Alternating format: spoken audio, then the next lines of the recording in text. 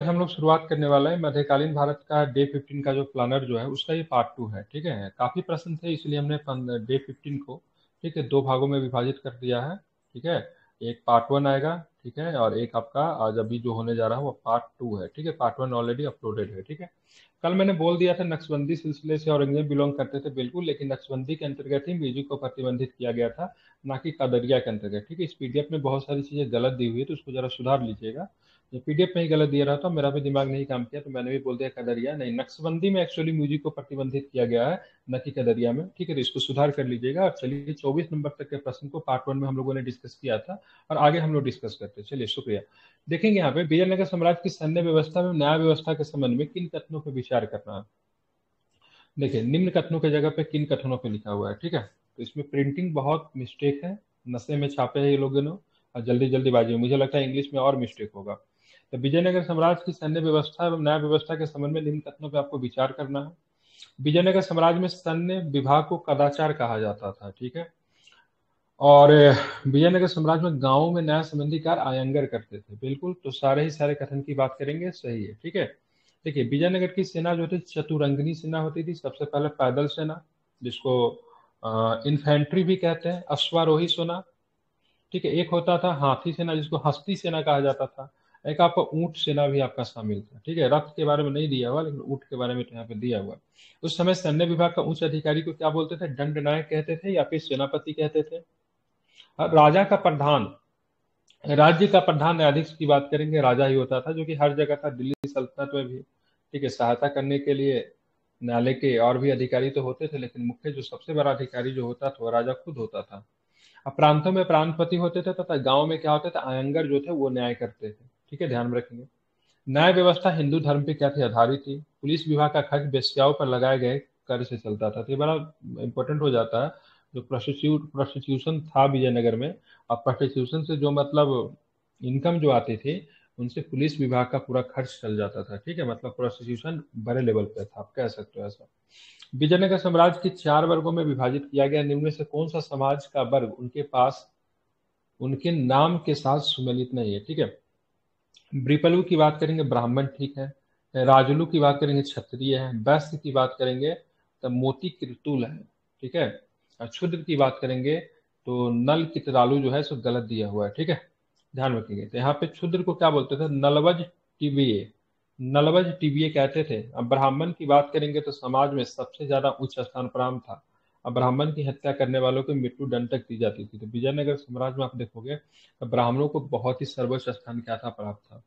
क्षत्रियो के बारे में विजयनगर कालीन समाज में कोई जानकारी नहीं मिलती है। अब ब्राह्मणों को अपराध के लिए कोई सजा तक नहीं दी जाती थी। अगर ब्राह्मण कोई अपराध करे तो उनको सजा नहीं दिया जाता था। ठीक है, मध्यवर्गीय लोगों में सेट्ठी और चेट्टी की बात करेंगे, व्यापारी वर्ग से मुख्यतः इनका बहुत ही इंपॉर्टेंट स्थान प्राप्त है। अधिकांश व्यापार इन्हीं के द्वारा किया जाता है। ठीक है, तो सेट्ठी और चेट्टी की बात करेंगे तो किस प्रकार के समूह थे विजयनगर साम्राज्य में, क्या बताओगे, किस प्रकार के समूह थे। व्यापारियों का समूह था। व्यापारिक समूह थे। ठीक है, ये ध्यान में रखिएगा, पूछा जाता है। ठीक है, उत्तर भारत से दक्षिण भारत तक अगर उत्तर भारत से जो दक्षिण भारत जो आकर जो लोग बसे थे उनको बरवा कहते थे। क्या बोलते थे, बरवा।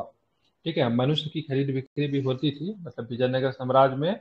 ठीक है, दास प्रथा था, उसको क्या बोलते थे, बेसबाग कहते थे। क्या कहते थे, बेसबाग कहते थे। विजयनगर बेसबाग। साम्राज्य में दास प्रथा भी प्रचलन में था, और देखोगे तो आप बेश्या प्रथा भी प्रचलन में था, विधवा पुनर्विवाह होती थी।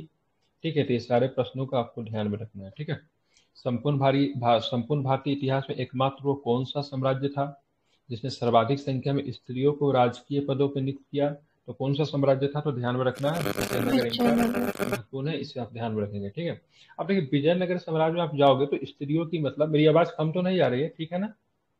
तो ठीक है। ठीक है, ठीक हाँ, है। तो विजयनगर साम्राज्य में आप जाओगे तो स्त्रियों की स्थिति की, स्त्रियों का स्थिति जो था सम्मानजनक थी। संपूर्ण भारतीय इतिहास विजयनगर ही ऐसा एकमात्र सम्राट था जिसने विशाल संख्या में स्त्रियों को राजकीय पदों पर क्या किया, तो नियुक्त किया, इसे आप ध्यान में रखेंगे। ठीक है, उस समय समाज में बाल विवाह, देवदासी एवं सती प्रथा जैसी कुप्रथाएं भी विद्यमान थी। तो विजयनगर साम्राज्य में आप देखोगे तो बाल विवाह होती थी। देवदासी, देवदासी की बात करेंगे तो किसी विशेष महिला स्त्री को लड़की को चुना जाता था, और जो कि अपना सारा जीवन जो थी मंदिरों के प्रति क्या कर देती थी, समर्पित कर देती थी। तो दक्षिण भारत में अभी भी देश देवदासी प्रथा है, अभी हाल फिलहाल में भी चर्चा में आई थी। तो देवदासी प्रथा एक खराब प्रथा थी। हालांकि प्रथा तो कल्चर का हिस्सा था, गलत नहीं था, लेकिन बाद में इसमें क्या होगा, बहुत सारी खामियां आपको देखने को मिली। और साथ में बात करेंगे तो सती प्रैक्टिस की भी बात करेंगे, तो अभी आपको विजयनगर साम्राज्य में था। जो राजा के जो अंगरक्षक जो होते थे ना, उसकी स्त्रियां नियुक्त थी। जब आप एनिसेंट हिस्ट्री तो मैंने अभी नहीं पढ़ा है, और शायद मेरे से आप लोगों ने हिस्ट्री पढ़ा भी नहीं है, मैं काफी अच्छा पढ़ाता हूँ स्पेशली एनिसेंट हिस्ट्री। तो वहाँ पे एक राजा का चर्चा होता, उसकी भी अंगरक्षक मुख्यतः महिला हुआ करती थी। He is the greatest king of India, ठीक है। कौन थी जिसकी अंगरक्षक में मुख्यतः महिलाएं हुआ करती थी? प्राचीन भारत में पढ़ना है, चंद्रगुप्त ठीक है। मौर्य। कौन राजा था? बिल्कुल चंद्रगुप्त चंद्रगुप्त मौर्य। मौर्य, वेरी गुड, ठीक है, बहुत अच्छे बच्चे, ठीक है। क्या था? चंद्रगुप्त मौर्य। तो राजा के अंगरक्षकों में यहाँ पर भी क्या थी, महिलाएं हुआ करती थी, ठीक है। मंदिरों में देव पूजा के लिए रहने वाली स्त्री को क्या बोलते थे? देवदासी कहते थे। देवदासी प्रथा जो था बढ़िया था। यहाँ पे जो लड़की जो बनती थी देवदासी, जो सम्मान का पद था, ऐसा नहीं कि सबको बना दिया जाए, लेकिन उनको आजीवन कुमारी रहना पड़ता था, ठीक है। इस प्रथा को समाप्त, खराब करने के काम जो मंदिर के पुजारी जो थे उन्होंने किया। उन्होंने इन महिलाओं से संबंध बनाना मतलब शुरू कर दिया, जो कि खराब था, मतलब आउट ऑफ कल्चर हो गया। तो इस व्यवस्था को आगे चल के मॉडर्न इंडिया में आप देखोगे, व्हेन इंडिया, जब हमारे फ्रीडम स्ट्रगल चल रहा था, तो उस समय इस प्रथा को लेकर काफी आवाज उठी थी। अभी हाल फिलहाल में भी एक मूवी आई थी ना, क्या नाम था, सिंघम रॉय करके कोई फिल्म था, ठीक है। उसमें देवदासी के बारे में बहुत अच्छा तरीके से दिखाया हुआ, आप देखना उसको। इस साम्राज्य में सती प्रथा का प्रचलन नायकों एवं राज परिवार था। नायक की बात करेंगे तो नायक जो होते थे सैन्य थे, ठीक है, और राज परिवारों तक सीमित था। उस समय मंदिर, मठ एवं अग्रहार मुख्य शिक्षा के केंद्र हुआ करते थे। कृष्णदेवराय स्वयं शतरंज के खिलाड़ी थे, ठीक है। कृष्णदेवराय की बात करें, वो भी विद्वान थे, तेलुगु संस्कृत काफी अच्छा जानते थे, ठीक है। आप इसे ध्यान में रखेंगे। अब आते हैं विजयनगर साम्राज्य के साहित्य के संबंध में, निम्नलिखित में से कौन सा कथन की बात करेंगे सुमेलित नहीं है, तो बताना है। तो मनु चरित की बात करेंगे तो तेनालीराम तो ठीक है। प्रबुद्ध चरित की बात है विशेश्वर। परिजात हरण की बात करें कृष्णदेवराय, ठीक है। ध्यान रखेंगे इसकी रचना के मल्लनाथ नहीं थे। प्रभु लिंग लीले की रचना चमारस ने किया था। किसने किया था? चमारस ने किया था, ठीक है, ध्यान में रखेंगे। ये आपके जो कृष्णदेवराय है, इन्होंने और भी किताब लिखी थी, जैसे जम्बावती कल्याण लिखा था, अमुक्ता मालदय लिखा था, ठीक है, परिजात हरण लिखा था, ठीक है। तो ये सब किताब जो है इनसे पूछा जाता है, ध्यान में रखेंगे। अब हम लोग सर आते हैं, ठीक है। तुल्कापियम जो बुक था इसी राज का था ना? नहीं नहीं, वो नहीं संगम नहीं, वो साहित्य से तो संबंधित है, संगम का बहुत था, पीछे चला गया, अगस्त ठीक है। था। हाँ। हाँ, वो अब चले गया लगभग 1500 से 1700 वर्ष पीछे, ठीक है। और संगम साहित्य पढ़ना, वो किसमें पढ़ना? एनिसेंट इंडिया में पढ़ना, ना कि इसमें पढ़ना, ठीक है। अब काफी आगे चल रहे हो, 2020 2000 साल का अंतर है, ठीक है। अब देखेंगे मध्यकालीन भारत में विदेशी आक्रमण के संदर्भ में आपको चलना है, और यहाँ पे आपको सबसे पहले जो क्या होता है, नादिर शाह के आक्रमण के संबंध में कुछ प्रश्न दिया हुआ देखेंगे, ठीक है। ये मध्यकालीन भारत में विदेशी आक्रमण, ठीक है। नादिर शाह को ईरान का नेपोलियन कहते थे, बिल्कुल ईरान का नेपोलियन कहा जाता है। नादिर शाह ने 20 मार्च 1131 को दिल्ली पे आक्रमण किया, ठीक है। ये तो नादिर गलत शाह हो का जाएगा दिल्ली सर। पे आक्रमण था, ध्यान में रखेंगे। कब सत, किया था नादिर शाह ने दिल्ली? सत्रह सौ सत्रह सौ उनचालीस उनचालीस में में। किया था, ठीक है। और हाँ। देखिए इसका दोनों आंसर सही लिया है, कैसे सही हो सकता है, ठीक है। कब किया था? सत्रह गलत सौ था। उनचालीस में नादिर शाह का मतलब क्या हुआ? दिल्ली पे आक्रमण। देख रहे हैं, दोनों आंसर सही लिया है, ठीक है। एक्सप्लेनेशन सही है हाँ सर। हाँ, बट लेकिन जो बच्चे जो होते हैं, जो जैसे प्लानर किसने खरीदा है? नए बच्चों ने खरीदा ना, उनको लगता है अगर प्लानर को हम पूरा पढ़ ले तो मेरी तैयारी अच्छी खासी हो जाएगी, ठीक है। तो ज्यादातर प्लानर खरीदने वाला एक्सपर्ट नहीं, क्यों खरीदेगा? जो अच्छे से पढ़ा हुआ इसको क्यों खरीदेगा? नए बच्चे खरीदते हैं तो वो कंफ्यूज हो जाएंगे इसको, इसलिए मैंने प्लानर की एग्जाम रिगार्डिंग में वीडियो गलत भी दिया बनाया। होगा ना सर? हाँ, तो नादिर शाह को ईरान का नेपोलियन कहते हैं, ठीक है। जिस समय इसने दिल्ली पे आक्रमण किया उस समय नसरुद्दीन महमूद शासक था। कौन था? नसरुद्दीन, ठीक है, अच्छा अच्छा। नसरुद्दीन महमूद शासक था, ध्यान में रखेंगे, ठीक है। और 1398 में दिल्ली पे आक्रमण करता है, ठीक है। और इसने दिल्ली में मारकट मचाने की इसको कोई प्लान नहीं थी, लेकिन दिल्ली में जब था ना, तो जब ये दिल्ली में जैसे इसकी सेना पहुंची तो क्या होता है, दिल्ली में सदन सामान का कीमत क्या होगा, बढ़ गया। मान लीजिए कोई छोटा सा जगह, दिल्ली डेट टाइम बहुत बड़ी थी, लेकिन मान लीजिए दिल्ली की जनसंख्या कितनी थी, अब उसकी जनसंख्या सडन क्या हो गई, 2 टाइम्स इंक्रीज कर गई, ठीक है। तो जो सामान का कीमत था वो सडन ही मतलब क्या बढ़ गया, तो बढ़ गया, क्योंकि सामान क्या, संसाधन सीमित है, लोगों की संख्या ज्यादा हुई, तो इनकी जो सेना जो थे, लोकल लोगों से मतलब क्या हो, कन्फ्लिक्ट होने लगा, ठीक है। इसी में किसी ने अफवाह उड़ा दिया, तो नादिर शाह को किसी ने हत्या कर दी है, ठीक है। और उसके बाद जो मतलब इसके जो सैनिकों ने मतलब कत्लेआम शुरू किया, मतलब नादिर शाह को किसी ने हत्या कर दिया, उसके बाद दिल्ली की जनता थोड़ा हिंसक हो गया। उसके बाद नादिर शाह ने मतलब कत्लेआम का वो दे दिया, जिसकी वजह से मतलब खूब मतलब क्या होता है, कत्लेआम हुआ, ठीक है। एक युद्ध होता है 1739 में, करनाल का युद्ध, ठीक है, सॉरी मोहम्मद शाह, करनाल का युद्ध कब हुआ था? 1739 में हुआ था, ठीक है। 24 फरवरी। अब मैंने यहाँ पे नसरुद्दीन महमूद बोल दिया, एक्चुअली में मोहम्मद शाह होगा। नसरुद्दीन महमूद तैमूर के आक्रमण के समय था, ठीक है, इसको जरा करेक्ट कीजिएगा, ठीक है। मोहम्मद शाह था, ठीक है, क्या था? मोहम्मद शाह रंगीला था यहाँ पे। और नसरुद्दीन महमूद के समय कौन था? तैमूर लंग का आक्रमण हुआ था उस 1398 में। उसको जरा मतलब सुधार लीजिएगा, ठीक है। तो एक करनाल का युद्ध हुआ था 1739 में हुआ था, जिसमें मोहम्मद शाह हार गया था। क्या? बस उस समय नासिरुद्दीन महमूद बोले थे ना आप? हाँ हाँ हाँ, तैमूर के समय था वो। तैमूर जब आक्रमण तैमूर। किया था 1398 में, हाँ। वो थोड़ा दिमाग से यहाँ पर मोहम्मद था ना, वही निकल गया, ठीक है। नादिर शाह ने दिल्ली पर आक्रमण कर वापस जाते समय तख्ते ताउस तथा कोहनीर हुरा को भी साथ में चल ले गया, ठीक है। तख्ते ताउस का निर्माण करवाया था किसने? ये शाहजहां। शाहजहां ने। और सियासन कहते शाहजहां है, ठीक है। लेकिन इसका जो एक्चुअली में इसका वास्तुकार कौन था? वास्तुकार उसका नाम था बेबादल खान। क्या नाम था बदल खान। उसका? बेबादल बेबादल खां। बेबादल खान जो था इसका एक्चुअली में इसका वास्तुकार था, ठीक है। नादिर शाह ने मोहम्मद शाह को मुगल सम्राट घोषित किया था, ठीक है। नादिर शाह ने मोहम्मद शाह को मुगल सम्राट घोषित किया बाद में, क्योंकि दिल्ली पर अधिकार भी कर लिया था उसने, ठीक है। अब देखेंगे, मैंने कल के क्लास में बता दिया था कि नए स्वतंत्र राज्यों की स्थापना फिर से होगी, क्योंकि दिल्ली सल्तनत क्या हो जाएगा? कमजोर हो जाएगा। तो नए स्वतंत्र राज्यों में जो हैदराबाद राज्य को जो बनाया गया, तो हैदराबाद राज्य किस प्रकार के राज्य होंगे? उत्तराधिकारी राज्य में आते हैं, विद्रोही राज्य में आते हैं, या फिर मुगल परिधि से बाहर के राज्य में? कौन से राज्य में आएंगे? मुगल मुगल। परिधि से बाहर हो जाएगा। ये उत्तराधिकारी राज्य में आएंगे, ठीक है। ध्यान में रखें, क्यों उत्तराधिकारी राज्य में आएंगे? क्योंकि रीजन क्या है? तो इसका जो फाउंडर जो था किनकिलिस खान था, मुगलों के अधीन ही पहले था, ठीक है। तो इसको मतलब हैदराबाद में भेजा गया था चीजों को ठीक करने के लिए, इसने अपना, ठीक है, इसने अपना क्या किया? तो इसने अपना प्रशासन ही मतलब वहां पे स्थापित कर लिया। किनकिलिस खान ने हैदराबाद में स्वतंत्र राज्य की स्थापना किया। सन 1724 में सुकरखेरा का युद्ध होगा, ठीक है। तो 1724 तो ठीक है, ठीक है, देख लेता हूँ, दोनों सही लग रहा है, ठीक है। तो इसका क्या है? तो ध्यान, दोनों का दोनों सही है, ठीक है। क्या होता है? किनकिलिस खान ने हैदराबाद में 1724 में ही मतलब क्या करता है? स्वतंत्र राज्य की स्थापना करता है। और निजामुल नाम से भी जाना जाता है, ठीक है। अगर पूछा जाएगा सैयद बंधु के पतन में सबसे प्रमुख भूमिका किसकी थी, तो सबसे प्रमुख भूमिका की बात करेंगे सैयद बंधु के पतन में, क्या इसी का था? क्या नाम था? ये किनकिलिस खान का किनकिलिस ही खां का। सबसे प्रमुख भूमिका था, ठीक है। सैयद बंधु के निपटाने में इन्हीं की मतलब क्या थी? प्रमुख भूमिका थी। इसको निजाम उल मुल्क के नाम से जाना जाता है, ठीक है। 1722 में निजाम उल मुल्क को दिल्ली में वजीर का पद दिया गया, ठीक है। और 1724 में ध्यान में रखिएगा, सुकरखेरा के युद्ध में मुबारिज खान के मारे जाने के बाद कालांतर में सम्राट मोहम्मद शाह ने किनकिलिस खान को दक्कन का वायसराय बना दिया, ठीक है। एक्चुअली में मुबारिज खान को भेजा जाता है मुगल सेनापति बना के, सजाओ किनकिलिस खान देखो उसको भेजे क्या करने के लिए, सूबेदार उसने क्या रहता किया? है जी ठीक सर। है, स्वतंत्र कर दिया। तो इसने लड़ाई होती है सुकुरखरा के, जिसमें मुबारिज खान पराजित होता है। और उसका दक्कन जो था किसके कंट्रोल में आ जाता है? तो किनकिलिस खान के कंट्रोल में आ जाता है। ध्यान रखिए, इसको निजाम उल मुल्क के नाम से भी जानते हैं, ठीक है। अब आगे चल के देखो, मराठा का जो उत्कर्ष होता है, तो ये विद्रोही राज्य में आएंगे, क्योंकि मराठा हमेशा से क्या थे? मुगलों के क्या थे? विद्रोही थे, ठीक है। विद्रोही तो थे। विद्रोही थे। मराठा का उत्कर्ष होगा, बिल्कुल ठीक है। तो शिवाजी के प्रतिनिधित्व में मराठा शक्ति के उत्थान को मध्यकालीन भारत के इतिहास की एक महत्वपूर्ण घटना मानी जाती है। मराठों के उत्कर्ष के कारण निम्नलिखित में से कौन सा एक कारण सही नहीं है?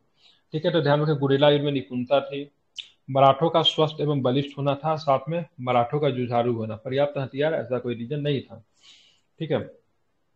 उनके पास हथियारों पर्याप्त नहीं था। इसके अलावा औरंगजेब की हिंदू विरोधी नीति मराठा उत्कर्ष का एक प्रमुख कारण था।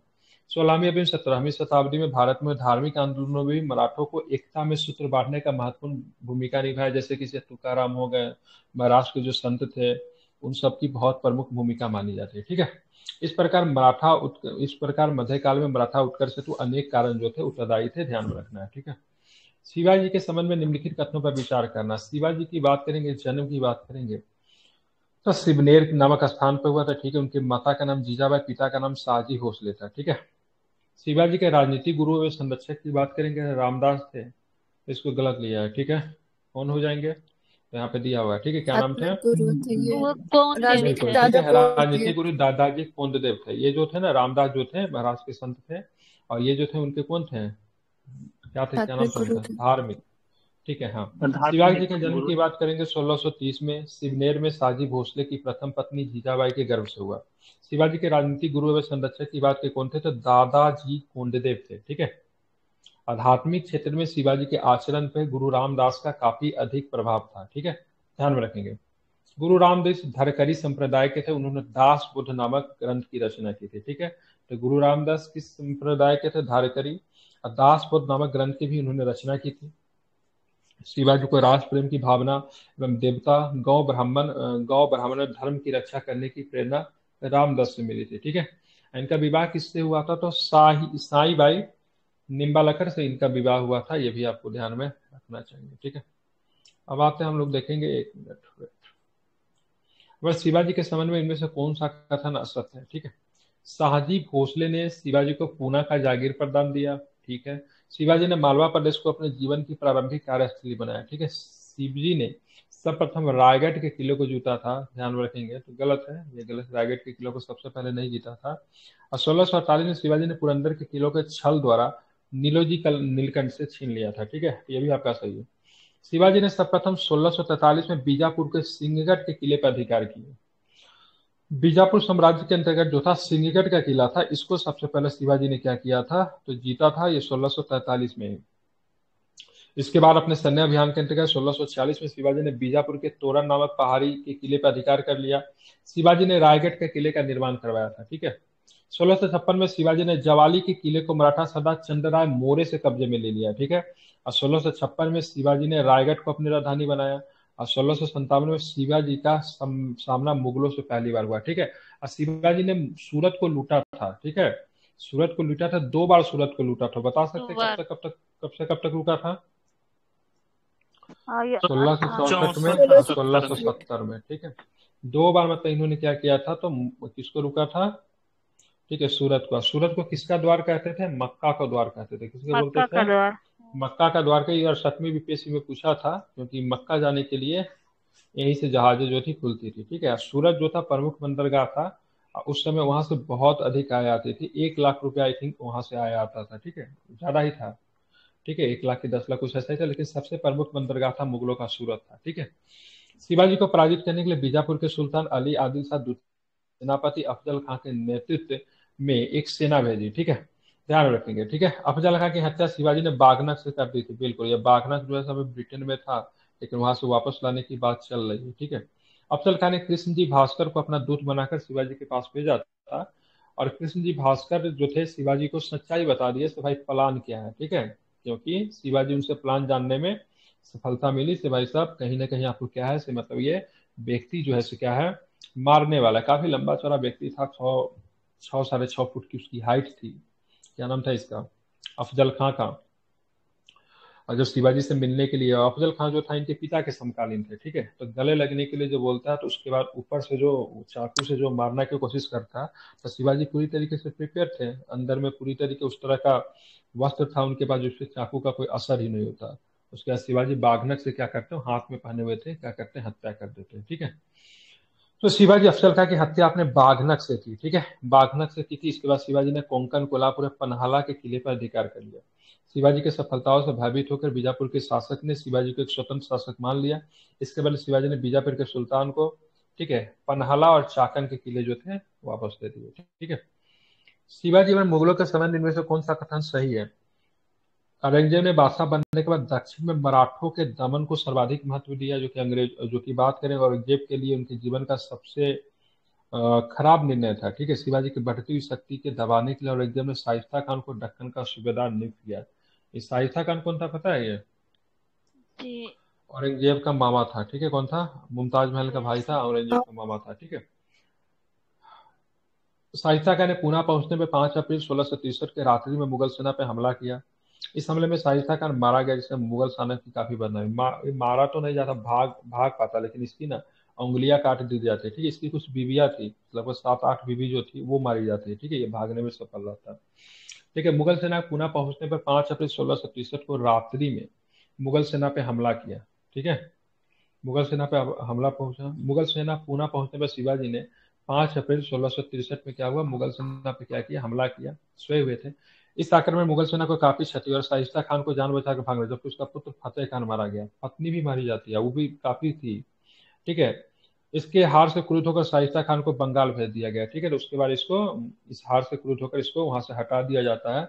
इसको कहाँ पे, इसको बंगाल भेज दिया जाता है। इसके बाद शिवाजी ने 10 फरवरी 1664 को सूरत नगर को लूटा था। ठीक है, ध्यान में रखेंगे, सूरत नगर को लूटा। इसके बाद शिवाजी सल्यूट का विवरण सर जॉन ऑक्सीडाइन द्वारा मिलता है। इसके बाद 1665 में अजमेर के राजा जयसिंह और औरंगजेब के बीच में दक्षिण भेगा। 1665 में कौन सी संधि होती है? पुरंदर की संधि। पुरंदर की संधि। पुरंदर की संधि अंदर होती है। की ठीक है, संधि। पुरंदर की संधि होता है। ये राजनीतिक तौर पर अगर देखा जाए तो जयसिंह से शिवाजी यहाँ पे क्या होता है, पिछड़ जाते हैं। बहुत सारे किला को मतलब क्या करते हैं, मुगलों को वापस दे देते हैं। ठीक है। 1665 के बाद निम्नलिखित में कौन सी घटना होती है? यहाँ पे पुरंदर की संधि होती है। किसके किसके बीच में होती है? तो ये ये शिवाजी और जय सिंह के शिवाजी बीच और में। ठीक है। जयसिंह के। हाँ, 1666 में औरंगजेब द्वारा शिवाजी के उनके पुत्र को जयपुर भवन में कैद कर लिया गया। ठीक है। तो ध्यान में पुरंदर रखेंगे की संधि 1666 दो को। टाइम हुआ था। हाँ, एगो आगे भी होता, 76 में भी होता, 1776 में भी आई थिंक है पुरंदर की संधि। ठीक है। ध्यान में रखिएगा। तो औरंगजेब तथा, तो वो ब्रिटिश के साथ होता है, मराठा का। ठीक है। औरंगजेब तथा शिवाजी में उनके पुत्र को जयपुर भवन, जयपुर भवन कहाँ था? जयपुर नहीं, आगरा में था। ठीक है, ध्यान में आगरा। रखिएगा। ठीक है। तो यहाँ पे जब 1665 में जब संधि होती है, उनके बाद शिवाजी को बुलाया जाता है मुगल दरबार में मिलने के लिए, लेकिन उनके साथ एक राजा के तौर पे व्यवहार नहीं किया जाता। इससे काफी वो नाखुश हो जाते हैं, औरंगजेब की निंदा करते हैं, उनके बाद उनको कैद कर लिया जाता है। ठीक है। 13 मई 1670 को शिवाजी तीव्र गति से सूरत को दूसरी बार आक्रमण किया, लूटपाट लिया, जो कि मैंने पहले बताया था। एक बार 1664 को लूटा था, दूसरी बार 1670 को इन्होंने लूटा 70 था। ये को। भी आपको ध्यान में रखना है। ठीक है, महत्वपूर्ण है। ठीक है। शिवाजी अंग्रेजों को आगरा दरबार में मिलने के लिए गए थे। दूसरी बार सूरत की लूटपाट के बाद दक्षिण की मुगल रियासतों से ही नहीं, बल्कि उनके अधीन राज्यों से भी चौथ एवं स्वदेशमुखी लेना मतलब उन्होंने शुरू कर दिया। ठीक है।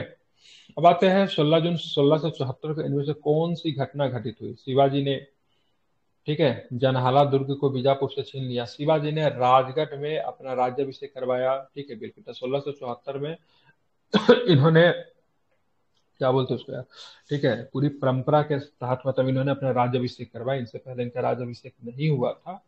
और 1674 में इनका राज्याभिषेक हुआ, 1680 में इनका क्या हो गया, देहांत हो गया। ठीक है, ध्यान रखेंगे। राज्याभिषेक में इन्होंने बनारस के, ठीक है, काशी के प्रसिद्ध विद्वान को बुलाया था, जिनका नाम था गंगाधर। ठीक है।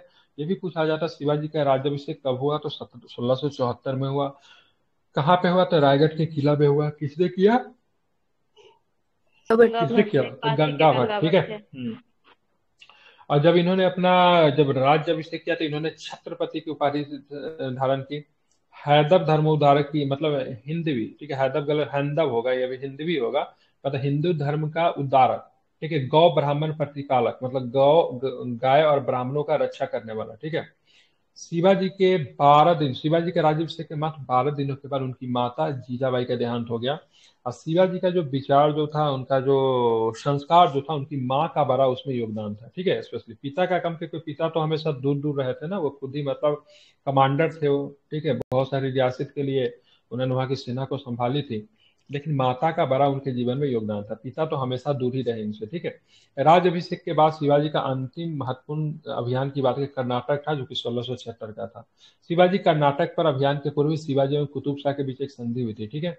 और शिवाजी की बात करेंगे, मृत्यु मतलब उनका देहांत, ठीक है, 14 अप्रैल 1680 को हो गया। शिवाजी के केंद्रीय शासन की व्यवस्था के संदर्भ में निम्नलिखित कथनों पर विचार करना है। शासन कार्यों में शिवाजी को सहायता देने के लिए एक मंत्री परिषद की गठन की, जिसे अष्टप्रधान कहते थे। इस मंत्री परिषद की परामर्श शिवाजी के लिए बाध्यकारी होता था। तो केवल पहला सही है, बाध्यकारी नहीं था। ठीक है, ध्यान में रखेंगे। तो ध्यान में रखेंगे, पहला सही है, क्योंकि अष्टप्रधान तो था, लेकिन उनका जो निर्देश होता था, उनका जो एडवाइस जो होता था, ठीक है, ध्यान में रखिएगा, बाध्यकारी नहीं था। दूसरी बात, ये मंत्री का जो पद जो था, ये वंशानुगत भी नहीं था। ठीक है।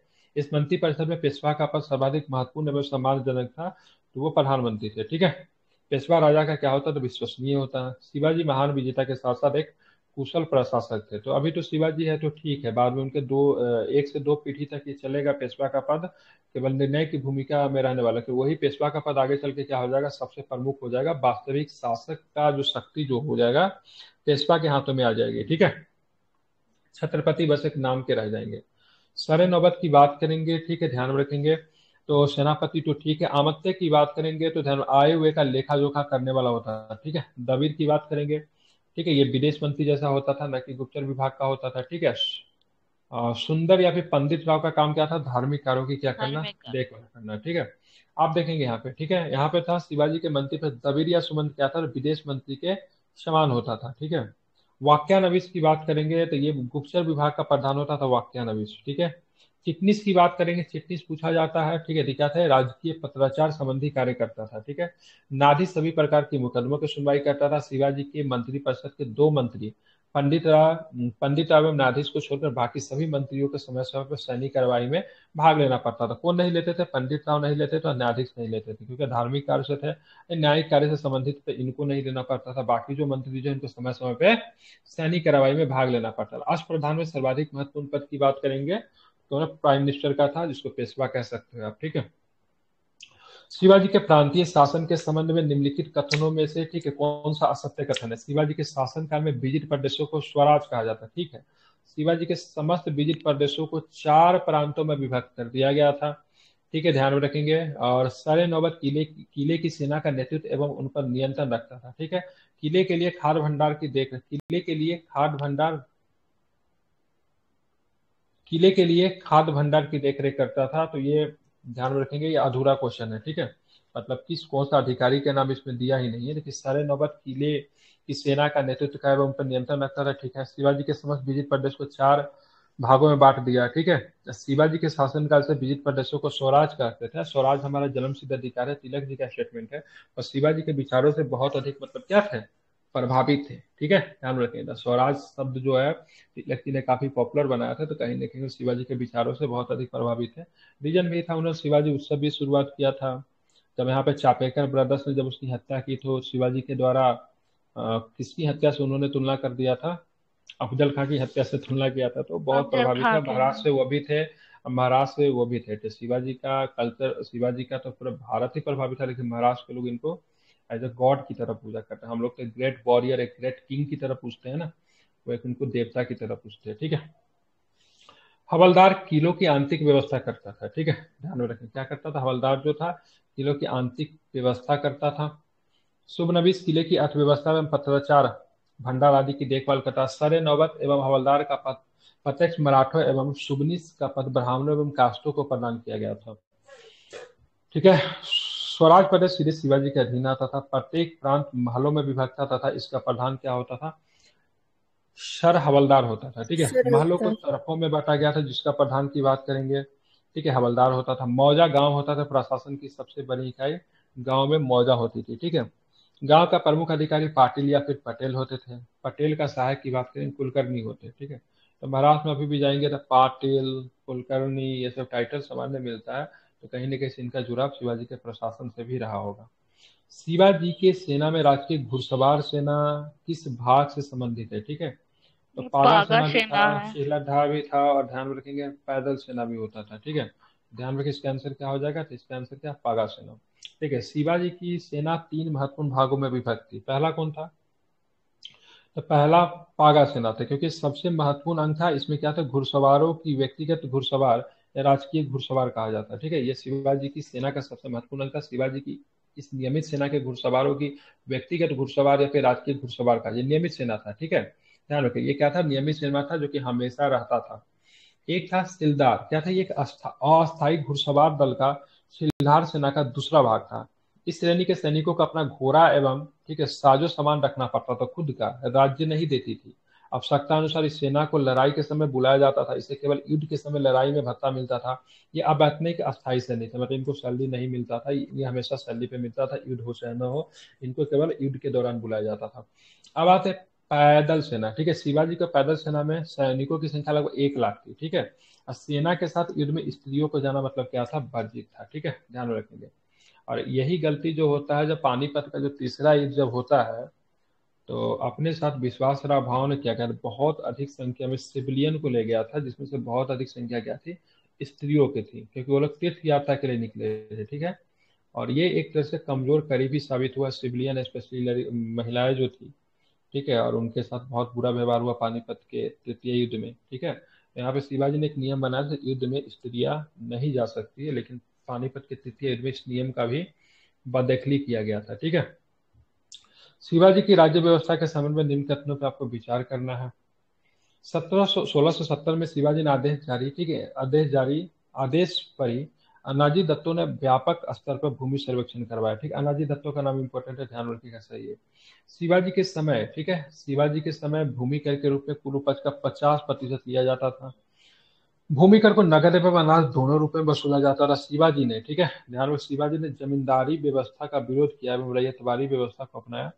तो ध्यान रखेंगे ये आपका ठीक है, और इसका आंसर 1, 3, 4 ये भी ठीक है, ये भी ठीक है। ठीक है, तो ये 50% नहीं था, वही 1/3 था। ठीक है, कितना था? 1/3 था, मतलब कितना परसेंट होगा 1/3? 33% था। कितना था? 33% था। ठीक है, बाद में बढ़ाकर क्या होता था, कभी कभी 40% कर दिया जाता था। रीजन क्या था? जब युद्ध जब लड़ना पड़ता था ना, क्या होता है, जब लड़ाइयाँ होती है तो क्या होता है, सामान की कीमत अधिक हो जाती है, क्योंकि युद्ध में क्या चाहिए भाई, पैसे चाहिए। ठीक है, तो आपको ध्यान में रखना है। तो यहाँ पे क्या था, इसको बढ़ा बढ़ा के कभी 40% कर दिया जाता था। शिवाजी की जो कर व्यवस्था थी ना, मलिक अंबर की कर व्यवस्था पे आधारित है। ये प्रश्न कई बार पूछा हुआ है। ठीक है, शिवाजी ने रस्सी द्वारा माप की व्यवस्था का तंत्र काठी एवं मानक छड़ी का मतलब प्रयोग करना शुरू किया। इस समय राज्य की ओर से किसानों को बीज एवं पशु क्रय हेतु ऋण भी मिलता था, जिसको हम लोग कह सकते हैं तकाबी ऋण। ठीक है, शिवाजी ने चौथ एवं सदैशमुखी नामक कर भी वसूल किया। ठीक है, मराठा आक्रमण से बचने के बदले दिए जाने वाला कर था, यह राजस्व का कितना होता था? 1/4 होता था। कितना होता था? 1/4 होता था। ठीक है, ध्यान रखेंगे। तो चौथ कितना था? 1/4 था। सदैशमुखी कितना था? ठीक है, ध्यान रखेंगे, 1/10 हुआ करता था। ठीक है, तो 1/4 और 1/10 आपको ध्यान में रखना, मतलब एक 25% था, एक था आपका कितना परसेंट? 10% था। ठीक है, तो मराठा साम्राज्य से बचने के लिए दिए जाने वाला कर था, ये कुल राजस्व का 1/4 होता। तो इस सदैशमुखी नामक कर महाराष्ट्र के पुस्तौनी प्रमुख होने के कारण वसूला जाता था। ये कितना था? लगभग कितना था? 10% था। ठीक है, तो चौथ और सदैशमुखी, ठीक है, किसके द्वारा? तो ध्यान रखें, मराठों के द्वारा इंट्रोड्यूस किया गया था। शिवाजी के उत्तराधिकारी संभाजी के विरुद्ध बने संगठन में से कौन सा शामिल नहीं था?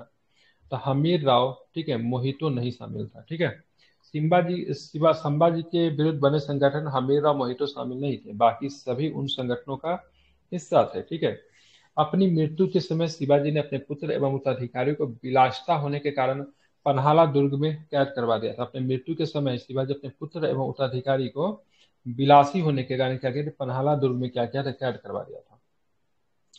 4 फरवरी 1680 को शिवाजी की मृत्यु उपरांत उनकी पत्नी सूर्याबाई ने अपने 10 वर्षीय पुत्र राजा राम को अप्रैल 1600 ईस्वी में रायगढ़ में मतलब क्या किया? राज्याभिषेक करे। जब 1680 में जब उनका मृत्यु हो जाता है, तो उनकी पत्नी की बात करेंगे। ठीक है, क्या नाम है? शिवाजी की मृत्यु उपरांत उनकी पत्नी सूर्याबाई ने, ठीक है, अपने 10 वर्षीय पुत्र राजा राम को क्या किया? 1680 में रायगढ़ में क्या किया? तो राज्याभिषेक कर दिया। ठीक है, इसका विरोध होता है, लेकिन मराठा सेनापति हमीरराव मोहितो को संभाजी को अपने पक्ष में मिलाकर आक्रमण कर दिया। उसने सूर्या मतलब संभाजी की सौतेली माँ, ठीक है, सौतेली माँ एवं राजा राम को कैद कर लिया और रायगढ़ पर क्या किया? अधिकार कर दिया। ठीक है, 30 जुलाई 1680 को अपना राज्याभिषेक करवाया। ठीक है, संभाजी ने किसे अपना पेशवा बनाया था? नीलो पंत को अपना पेशवा बनाया। ठीक है, संभाजी ने उज्जैन के हिंदी एवं संस्कृत के प्रख्यात विद्वान कवि कलश को अपना सलाहकार नियुक्त किया था। ये पूछा जाता। ठीक है, संभाजी के सलाहकार कौन थे? कवि कलश। उसके बाद क्या था? औरंगजेब के जो विद्रोही पुत्र जो था, जिसका नाम था अकबर। ठीक है, ध्यान रखेंगे, तो अकबर प्रथम। ठीक है, ठीक है, तो ध्यान रखिए, उसको कारण संभाजी की मतलब क्या हुई थी? हत्या कर दी जाती है। ठीक है, ये अकबर प्रथम है, द्वितीय नहीं है। ठीक है, और इसी के पीछा करते करते अकबर जो था दक्कन में पहुंचता है और दक्कन में ही रह जाता है। निम्नलिखित में किसके विश्वासघात के कारण मुगल सेना रायगढ़ के किला जीतने में कामयाब हो गई थी? ठीक है, तो ध्यान रखेंगे, तो मुगल सेना रायगढ़ के किला जीतने में कामयाब हो गई थी। इसमें विश्वासघात किसने किया था? तो सूर्य जी पिसाली लीघा। ठीक है, तो सूर्य जी पिसाली लीघा के विश्वासघात के कारण मुगल सेना की बात करेंगे तो रायगढ़ पर, ठीक है, रायगढ़ किले पे अधिकार करने में सफल हो गई थी। उसके पहले संभाजी की विधवा यशुबाई राजा राम को विशालगढ़ के सुरक्षित किले में भेजकर मठा सेना की कंबाल खुद संभाल रही थी। वहां से भागकर राजा राम जिंजी के शरण में लिया। ठीक है, पुनः राजा राम जिंजी के विशालगढ़ में भाग गए, जहां सतारा को अवध को मतलब क्या बनाया? राजधानी बनाया। ठीक है, इसी दौरान मुगलों ने सतारा पर आक्रमण कर दिया। तब मुगलों के संघर्ष करता हुआ राजा राम 1700 ईस्वी को मतलब मृत्यु के प्राप्त हो गए। ठीक है, आप देखिए, राजा राम की पत्नी जो थी ताराबाई थी। ठीक है, तो राजा राम तो उनका देहांत हो गया, तो ताराबाई क्या करती है ना, अब कंट्रोल संभालती है। ठीक है, तो राजा राम की मृत्यु के बाद शिवाजी द्वितीय मराठा शासक बना। ठीक है, ध्यान में रखेंगे बिल्कुल। और राजा राम की विधवा अपने पुत्र शिवाजी द्वितीय के शासन की वास्तविक संरक्षिका थी, ये भी ठीक है। अब ताराबाई ने दक्षिण महाराष्ट्र को अपना राज्य स्थापित किया था, तो ये गलत है, ठीक है, केवल एक दोष है ये। ठीक है, जब संभाजी का जब मृत्यु हो गया तो आप ध्यान में रखोगे, ठीक है, मुगल की जो मतलब जो पूरी तरीके से कंट्रोल जो था, ठीक है, सॉरी, राजा राम का जब मृत्यु हो गया तो मुगल का कंट्रोल किनके हाथों, सॉरी, मराठों का कंट्रोल किनके हाथों में आया, तो शिवाजी द्वितीय के हाथों में आया, जिसकी संरक्षिका कौन थी, तो उनकी माँ थी, जिनका नाम क्या था, तो क्या भाई नाम था उनका, नाम ताराबाई। ठीक है, ध्यान रखें जी, कि बड़ा सम्मान के साथ मराठा महिलाओं में याद किया जाता है, क्योंकि उन्होंने बहुत संघर्ष किया था, यहाँ तक कि औरंगजेब से भी संघर्ष किया था, औरंगजेब की सेना को बहुत अधिक तक कमजोर भी कर दिया था। ठीक है, ताराबाई ने दक्षिणी कर्नाटक में अपना राज्य स्थापित किया। इसी दौरान 2 मार्च 1707 ईस्वी को अहमदनगर में औरंगजेब की क्या थी, मृत्यु हो जाती है। ठीक है, ताराबाई के प्रमुख समर्थक में परशुराम थे, त्रियंबक जी थे, धानाजी थे, यादव शंकर जी नारायण जैसे योग्य मराठे सरदार थे। ताराबाई एक योग्य, कुशल एवं नेतृत्वकर्ता थी। जब मुगलों ने 1707 में साहू को मराठों का छत्रपति स्वीकार कर लिया, साहू जो थे ना, संभाजी के पुत्र थे। ठीक है, किनके पुत्र थे, तो ये संभाजी के पुत्र की बात करेंगे, क्या थे, साहू थे। और ये ताराबाई इनकी क्या हुई, ताराबाई साहू, सॉरी, चाची हुई। ताराबाई साहू की चाची हुई। ठीक है, चाची जो कि हुई। राजा राम क्या थे, इनके चाचा थे। तो संभाजी बड़े थे, तो गद्दी अगर देखा जाए तो कायदे से किसको मिलना चाहिए, साहू को मिलना चाहिए, लेकिन साहू को तो कैद कर लिया गया था। ठीक है, इनकी माँ भी क्या थी, मुगलों के कैद में थी। और उधर से कौन, ताराबाई संभाल रही थी। ताराबाई ने अपने पुत्र अकबर, क्या नाम था उसका, शिवाजी द्वितीय को शासक घोषित कर दिया था।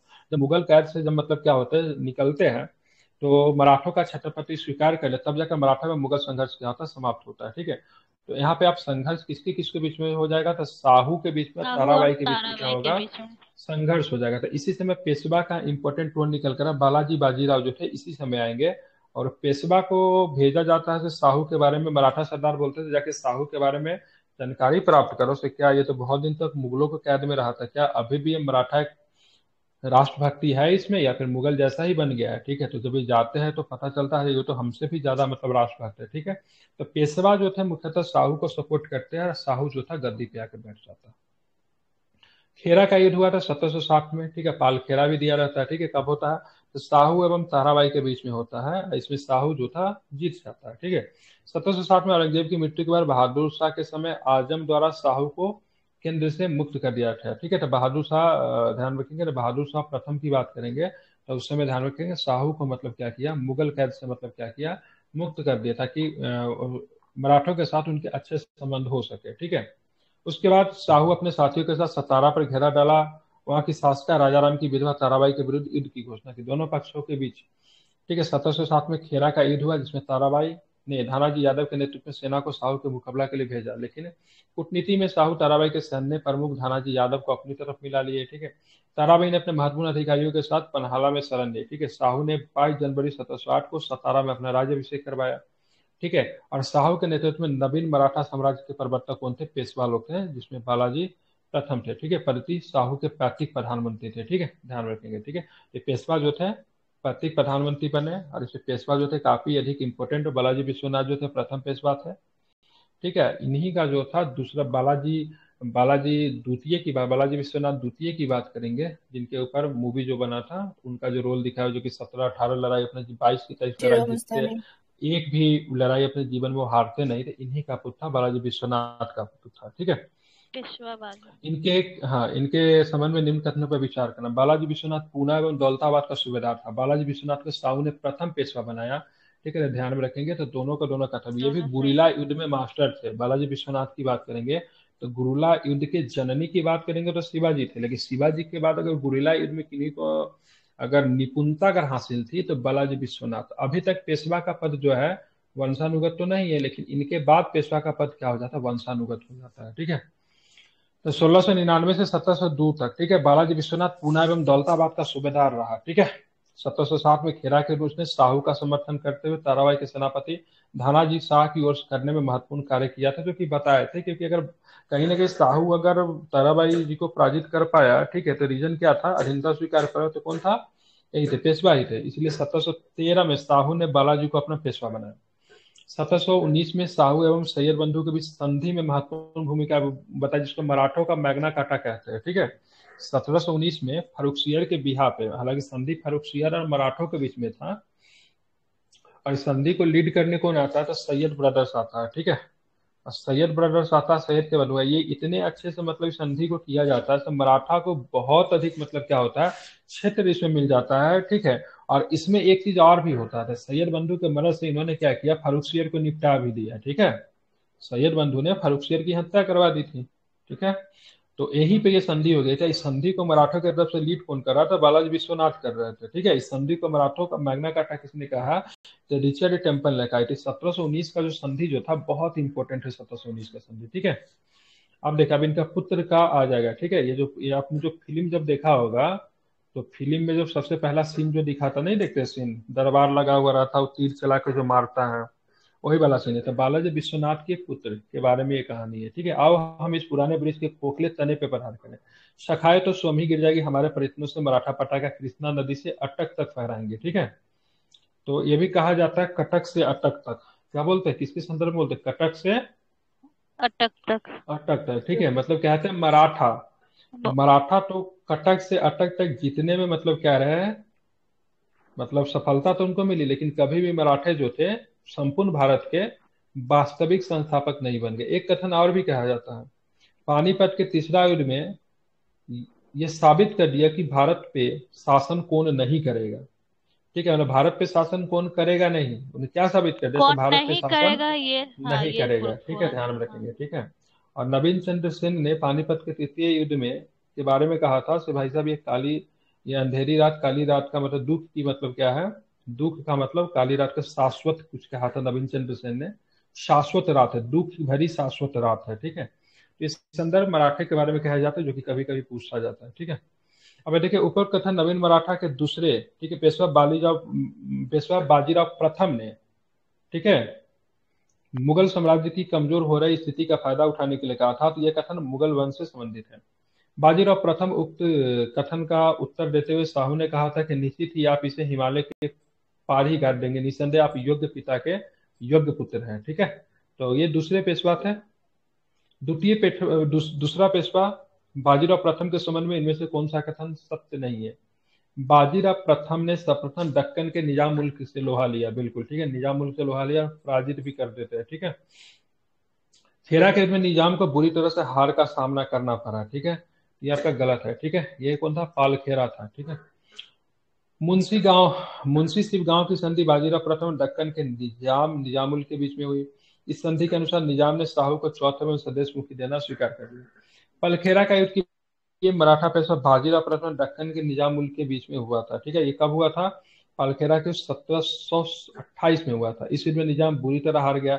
इसके बाद शाहू एवं निजाम के बीच में मुंशी शिव गांव की संधि के लिए बाध्य होना पड़ा, और इसकी प्रमुख शर्त थी। पहला शर्त था, शाहू को चौथ एवं स्वदेश मुक्ति देना पड़ेगा।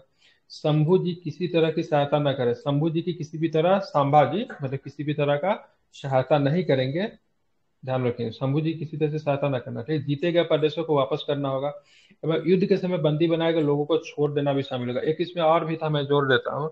जब दिल्ली की तरफ आक्रमण करेंगे ना, तो मुगल की सहायता के लिए नहीं आएंगे, ठीक है, ध्यान रखें। मतलब पूरा रास्ता क्या चाहिए हमको? क्लीन चाहिए, ठीक है। जब दिल्ली पे जो मैं आक्रमण करूंगा, तो आप अपने सेना को लेकर दूर रहेंगे, ठीक है। अब आते हैं मस्तानी के कहानी पे आते हैं थोड़ा सा, ठीक है। राजा छत्रसाल की पुत्री थी वो, ठीक है। हालांकि छत्रसाल की लीगल वाइफ की पत्नी नहीं थी। छत्रसाल के बहुत सारे महिलाओं का इसका संबंध थे, तो उन्हीं से क्या हुआ था, मस्तानी का भी जन्म हुआ था, ठीक है। तो बुंदेला सरदार थे, बुंगेला मतलब राजा थे। छत्रसाल, तो यहाँ पे मुगल सेना के सरदार, ठीक है, मोहम्मद बंगस खान ने क्या किया था ना, छत्रसाल के राज्य पे हमला कर दिया था, ठीक है। तो राजा छत्रसाल के राज्य पे जब हमला हुआ था, तो इसी के सहायता करने के लिए, ठीक है, बाजीराव द्वितीय जो थे वहां पे पहुंचे थे। वहीं पे इन्होंने मस्तानी से भी मिला था, ठीक है। तो यहाँ पे मतलब यहाँ पे मुगल सेना सरदार मोहम्मद बंगस का बुंदेला नरेश छत्रसाल को पूर्णतः समाप्त करना चाहता था। कि प्रयत्नों पर बाजीराव प्रथम ने छत्रसाल के सहयोग से 1728 में पानी फेर दिया था मुगलों द्वारा छीने गए प्रदेश को छत्रसाल को वापस करवाया। कृतज्ञ छत्रसाल ने इनमें से कोई भी जागीर पेशवा को निजी जागीर के रूप में भेंट किया था, ठीक है। तो मतलब कौन सा जागीर, मतलब कालपी दे दिया था, सागर दे दिया था, झांसी भी दे दिया था, सब कुछ मतलब क्या था, पेशवा को मतलब क्या किया था, पेशवा बाजीराव प्रथम को भेंट कर दिया था, ठीक है। बुंदेलखंड के राजा छत्रसाल पेशवा बाजीराव प्रथम को मुगल सेना सरदार मोहम्मद बंगस खां से बचाने के कारण एक भव्य दरबार का आयोजन किया था। कालपी, सागर, झांसी और हृदयनगर पेशवा को निजी जागीर के रूप में दे दिया था। ठीक है। इसके बाद बाजीराव प्रथम ने मराठा शक्ति के प्रदर्शन हेतु 29 मार्च 1737 को दिल्ली पे धावा बोला। ठीक है। उस समय उसके भय से मुगल सम्राट मोहम्मद शाह दिल्ली छोड़ने हेतु तैयार हो गया। इस प्रकार उत्तर भारत में मराठा शक्ति की सर्वोच्चता सिद्ध करने का प्रयास बाजीराव प्रथम ने किया। ठीक है। बाजीराव प्रथम मस्तानी नाम की मुस्लिम स्त्री से प्रेम संबंध के कारण चर्चित में भी रहा था। एक्चुअली में इनके पुत्र भी हुए थे और इनके पुत्र की भी भूमिका आप देखोगे तो 1761 का जो पानीपत की जो तृतीय लड़ाई होती है तो शमशेर इनके बहादुर पुत्र से। की भी शमशेर बहादुर जो था, दो पुत्र था। ठीक है। शमशेर बहादुर था, इसी का पुत्र था, मतलब मस्तानी, और इनसे दो दो शादी थी इनकी। पहली वाली शादी थी और दूसरी भी हुई थी, तो शमशेर बहादुर था, इन्हीं का पुत्र था। ठीक है। ये 17 साल की बेटी थी मस्तानी। ठीक है। आगे आते हैं। बालाजी बाजीराव के संबंध में निम्न कथनों पर विचार करना है। बालाजी बाजीराव के समय पेशवा का पद वंशानुगत हो गया। ठीक है। भलकों की संधि के बाद पेशवा के साथ सारे अधिकार क्या थे तो सुरक्षित हो गए। बालाजी बाजीराव के समय से अहमद शाह अब्दाली का आक्रमण हुआ था, जिसमें मराठे बुरी तरह मतलब क्या थे, परास्त हुए थे। तो ये ध्यान में रखेंगे। तीसरा वाला स्टेटमेंट की बात करेंगे छोड़ के बाकी। एक मिनट, इसका कौन सा कथन सत्य? 1-3। बालाजी पेशवा के समय पेशवा पर वंशानुगत हो गया। ठीक तो है। बालाजी बाजीराव के समय, हाँ ठीक है, बालाजी बाजीराव के समय, प्रथम थोड़ी ना बोला मैं, प्रथम था। बालाजी बाजीराव के समय ही अहमद शाह अब्दाली का आक्रमण हुआ था। बिल्कुल ठीक है। ठीक है। देखिए, उपर्युक्त में से एक चीज सही है। 1750 में संगौला की संधि के साथ पेशवा के हाथ सारे अधिकार सुरक्षित हो गए। संगौला की संधि हुई थी 1750 में। अब छत्रपति दिखावे भर का मतलब राजा रह गया, तो मुख्यतः पावर किसके हाथों में आ गया? डिफैक्टो कौन हो गया? तो पेशवा हो गया। बालाजी ने मराठा शक्ति का उदार एवं दक्षिण भारत दोनों की ओर विस्तार किया। बालाजी ने हैदराबाद के निजाम को युद्ध में हराकर 1752 में, ठीक है, झलकी की संधि की। भलकी लिखा हुआ है, झलकी होगा। ठीक है, ध्यान रखें। ठीक है। झालकी की संधि की, जिसके तहत निजाम में बरार का आधा भाग मराठों को दे दिया। बंगाल पर बालाजी के आक्रमण के फलस्वरूप अलाउद्दीन खान को बाध्य होकर उड़ीसा त्यागना पड़ा और बंगाल तथा बिहार में चौथ के रूप में 12 लाख रुपए वार्षिक देना स्वीकार किया। बालाजी बाजीराव को नाना साहब के नाम से भी जाना जाता है। ठीक है, ध्यान रखेंगे। तो पानीपत के तृतीय युद्ध की बात करें, 14 जनवरी 1761 को अहमद शाह अब्दाली में मराठों के बीच में हुआ था। इस युद्ध में मराठे पराजित हुए। इनमें से कौन सा एक युद्ध मराठों के पराजय का प्रमुख कारण नहीं था? ध्यान रखेंगे। तो सबसे पहले, मराठों की हस्ती सेना पर अत्यधिक निर्भरता, ये गलत है। बाकी ध्यान रखेंगे, सारे के सारे सही है। ठीक है। मराठों के शिविर में अकाल की स्थिति, भोजन नहीं थी। मराठों का राजपूतों एवं जाटों सिखों से शत्रु था, जिनके वजह से इन लोगों ने सपोर्ट नहीं किया। अब मराठा सेना तोप खाने पर अत्यधिक निर्भर थी। यहाँ पे जो मराठा तोप खाना का जो नेतृत्व कौन संभाल रहा था? कौन संभाल रहा था? इब्राहिम शाह गर्दी। ठीक है, यही तोपखाना का प्रधान था। ठीक है। मराठों के पास हस्ती सेना नहीं थी, यह विकल्प सही नहीं। हस्ती सेना हो भी नहीं सकता। हाथी को क्या चाहिए? दक्कन में उतना हरा भरा कहाँ से आएगा जो हाथी का तुम खिलाओगे? ठीक है, तो संभव नहीं था। तो हस्ती सेना तो उनके पास था ही नहीं। और दक्कन के क्षेत्र के लिए हाथी सही भी नहीं था, क्योंकि उबड़ खाबड़ जमीन होती थी। गुरिल्ला पद्धति में हाथी का प्रयोग उतना यूज नहीं हो सकता था। समतल मैदान में थोड़ी ना लड़ रहे हैं। ठीक है। मराठों के प्रजा से संबंधी कारण था सदाशिव भाव की कूटनीतिक अयोग्यता। नॉट कैपेबल थे, पूरी तरीके से कैपेबल नहीं थे। मराठा सेना के सारे युद्ध में महिलाओं और बच्चों का होना, जो बात मैंने पहले बताया था ना आपको शुरू में से, मतलब इन लोगों के युद्ध में बच्चे भी शामिल थे और महिला भी शामिल थे, क्योंकि सारे के सारे तीर्थ यात्रा पे गए थे। सोचे थे उधर देख भी लेंगे, अब तीर्थ यात्रा पे ही मतलब क्या करेंगे, निकल जाएंगे। ठीक है। तो इनके साथ बहुत सारे सिविलियन थे, जिसमें महिलाएं शामिल थी, बच्चे शामिल थे, यहाँ तक कि सदाशिव भाव की पत्नी भी थी इसमें। ठीक है। मराठा तथा राजपूतों के आंतरिक मामलों में अनावश्यक हस्तक्षेप करके अपने शत्रु बना लेना। ठीक है। अहमद शाह अब्दाली की सेना पे सदाशिव भाव की सेना से अत्यधिक होना, और दूसरी बार मराठा सरदार का आपस में मतभेद होना। इस युद्ध में मराठा सेना का प्रतिनिधित्व सदाशिव, ध्यान में रखेंगे, ठीक है, सदाशिव राव भाव ने किया था, जबकि सेनापति विश्वास राव था। ठीक है। तो यहाँ पे ध्यान रखेंगे, इस युद्ध में मराठा सेना का प्रतिनिधित्व किसने किया था? ध्यान रखें, सदाशिव राव भाव ने किया था, जो कि मतलब पेशवा का चचेरा भाई था। ठीक है। कौन था? पेशवा का चचेरा भाई था। जी। जबकि बात करेंगे सेना का नेतृत्व कौन था? विश्वास राव कर रहा था, जो कि एक बच्चा था। ठीक है, पेशवा का बेटा था, 15-16 साल ही इसकी उम्र थी। ठीक है। तो सदाशिव राव के पास वास्तविक सैन्य अधिकार था। विश्वास राव इस युद्ध में आना चाहता था और बहुत जिद की बाद वो युद्ध में आया, ठीक है। और इसकी माँ जो थी ना, बहुत ज्यादा ना क्या बोलते हैं, इनसिक्योरिटी होना। तो सदाशिव राव अगर मान लीजिए मराठा उसको क्या बोलते हैं, अफगानी को अगर हरा देंगे तो उसका कद बहुत ज्यादा बढ़ जाएगा और उसका बेटा जो है ना आगे का पेशवा नहीं बचे। तो इसकी माँ ने इसको जबरदस्ती भेजा था विश्वास राव को, ठीक है। जिसकी वजह से विश्वास राव को कहा गया था से तुम क्या हो से हाथी से उतरोगे नहीं।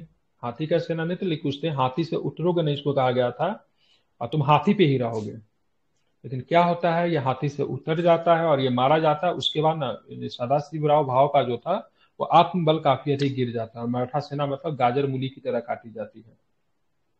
यूरोपीय तकनीक पर आधारित मराठों की पैदल सेना में तोप खाने की टुकड़ी का इब्राहिम खां गर्दी कर रहा था, जो कि मैंने आपको पहले बताया था, ठीक है।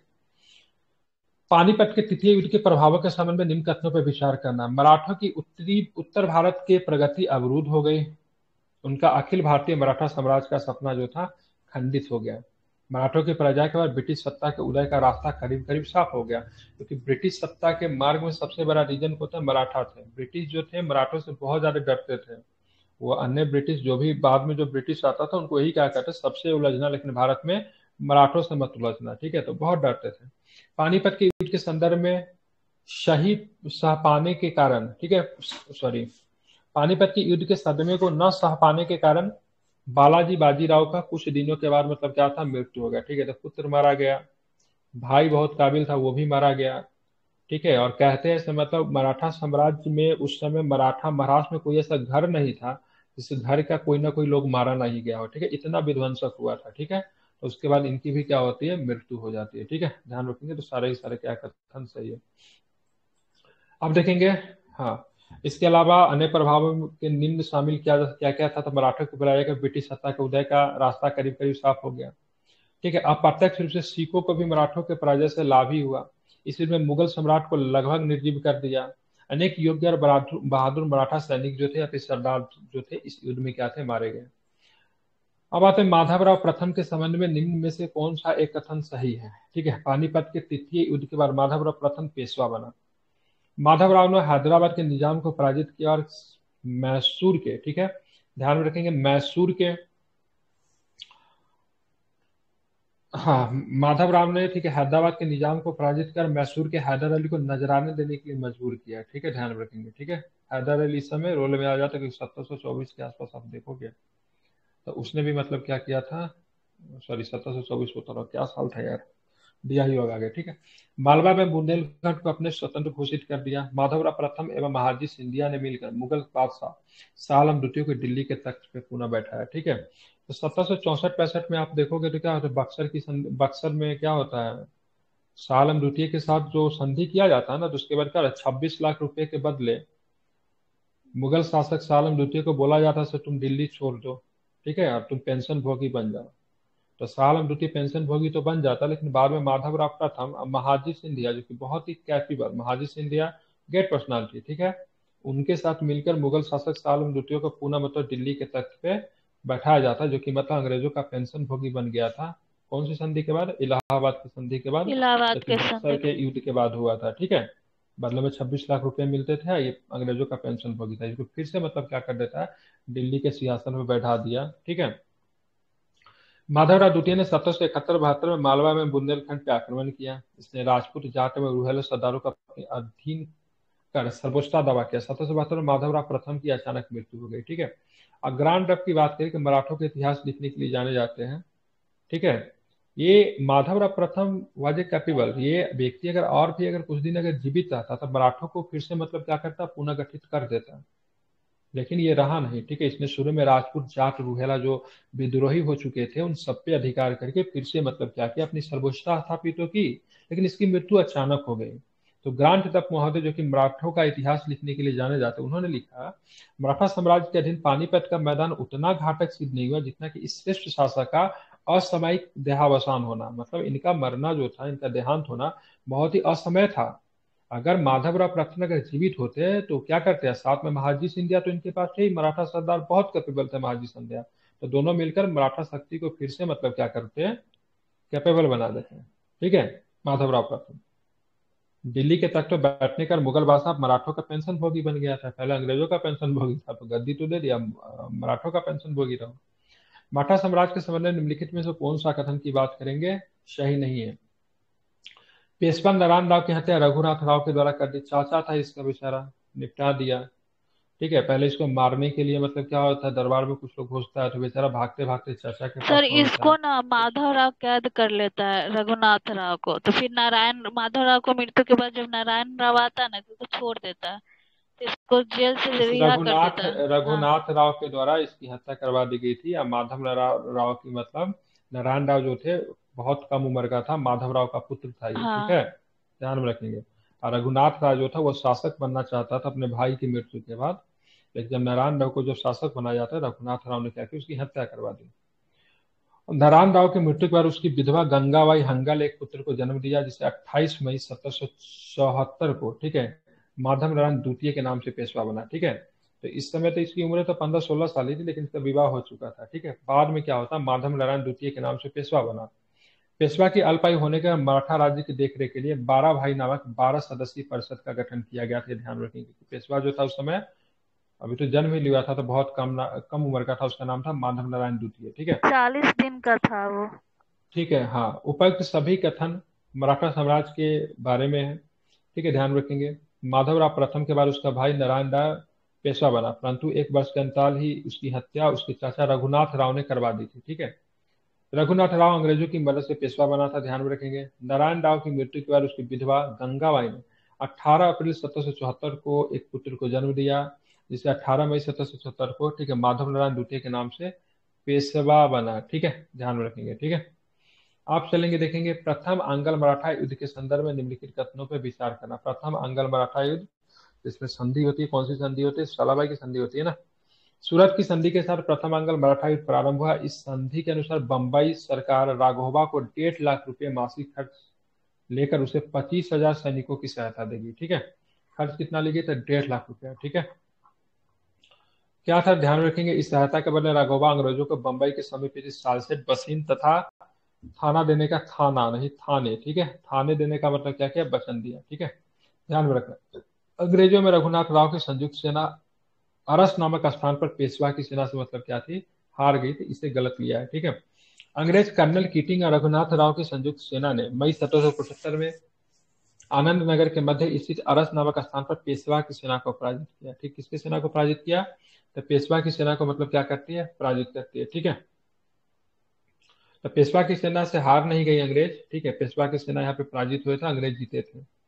और नाना फडणवीस, जिसको मराठों का क्या बोलते हैं, मैक्यावली बोलते थे, नाना फडणवीस ने कैप्टन कर्नल आपटन से मार्च 1776 में पुरंदर की संधि की। तो पुरंदर की संधि 1776 में हुई थी। एक पुरंदर की संधि आपने कब देखा था, 1665 में देखा था, जो कि राजा शिवाजी और मतलब जयसिंह के संदर्भ में होता है। ये पुरंदर की संधि ब्रिटिश और मराठों के बीच में होता है, जिसमें नाना फडणवीस थे। इस संधि के तहत व्यवस्था की गई, कंपनी रघुनाथ राव को समर्थन नहीं करेगी, परंतु सालसेट एवं थाना पर कंपनी का अधिकार बना रहेगा। ठीक है, ये संधि असफल हो गई क्योंकि लंदन स्थित बोर्ड ऑफ डायरेक्टर्स ने सूरत की संधि को स्वीकार करते हुए पुरंदर की संधि को अस्वीकार कर दिया। ठीक है, 1779 में बरगांव की संधि हुई, जिसके तहत अंग्रेजों ने, ये 1779 ध्यान रखिएगा। ठीक है, जिसके तहत अंग्रेजों ने 1773 ईस्वी में जीते गए सभी मराठा क्षेत्रों को वापस करने का वचन भी दिया था। अब आते हैं, ध्यान में रखिएगा कौन कौन सी संधि है। तो ग्वालियर की संधि की बात करेंगे, गलत है। मंदसौर की संधि 1818 में हुई थी। नागपुर 1816 में हुआ था। पूना के 1817 में हुआ था। ठीक है, अब ग्वालियर की संधि की बात करेंगे तो ये भी 1817 में हुआ था, जो कि सिंधिया और अंग्रेज के बीच में हुआ था। ठीक है, अब यहाँ पे मराठे इतने कमजोर हो गए हैं, इसने मराठे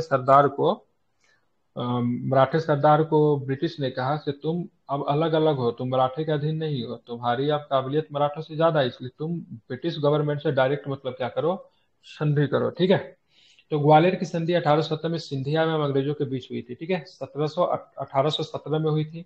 मंदसौर 1818 में, नागपुर 1816 में, और संधि 1800 सॉरी पूना 1817 में।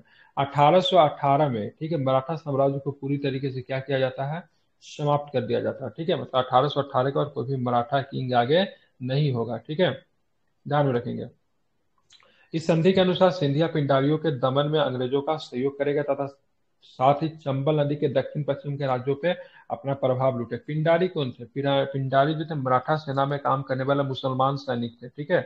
लेकिन जब मराठा सेना को जब समाप्त कर दिया गया 1818 में, उससे पहले ही समाप्त कर दिया गया था, तो पिंडारी लोग बेरोजगार हो गए थे। इन्होंने लूटपाट करना शुरू कर दिया। जो लूटपाट करना शुरू कर दिया, आक्रामक होते गए ब्रिटिश के खिलाफ। लॉर्ड हेस्टिंग्स ने पिंडारियों का दमन करवा दिया। इनको इन लोगों ने डकैत बोला था, इसलिए मतलब इनका मानना था कि क्या थे जो लोग डकैत थे। एक्चुअली में पिंडारी जो थे मराठा सेना का अधीन काम करने वाला मुस्लिम सैनिक थे, जो लूटते थे। या लूट का एक थोड़ा सा चंक की बात करेंगे, हिस्सा की बात करेंगे, तो मराठों को भी देते थे, इसलिए मराठा इनका समर्थन करते थे, ठीक है।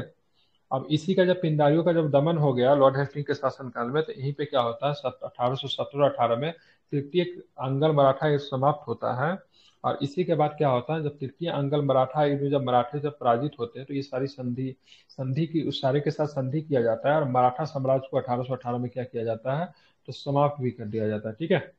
इस युद्ध अंतिम रूप से लॉर्ड हेस्टिंग्स ने भारत के गवर्नर बनने के बाद लड़ा गया था, ठीक है। इस समय गवर्नर कौन होंगे, तो लॉर्ड हेस्टिंग्स होंगे, ठीक है। 1870 में संपन्न पूना की संधि के तहत पेशवा ने मराठा संघ की अधीनता अध्यक्षता मतलब क्या करी, त्याग दी, ठीक है।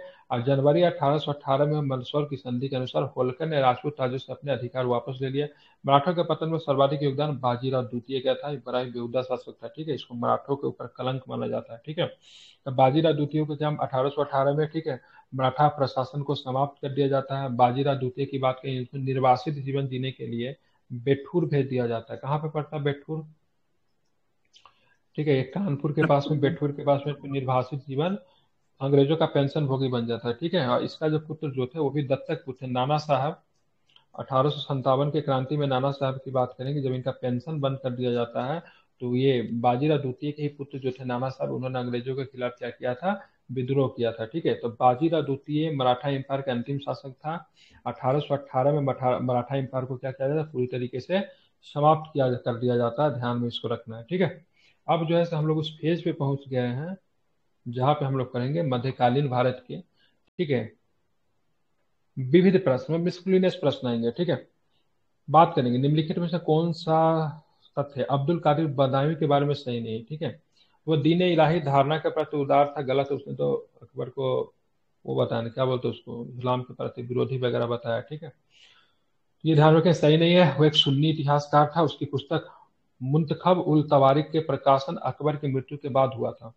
उसने अकबर की धार्मिक नीति को गलत व्याख्या की, उसने अकबर की धार्मिक नीति को गलत बताया, ठीक है। अब्दुल कादिर बदायूं अकबर के दीन इलाही धर्म के प्रति उदार स्वभाव नहीं रखता था, ठीक है, ध्यान रखेंगे।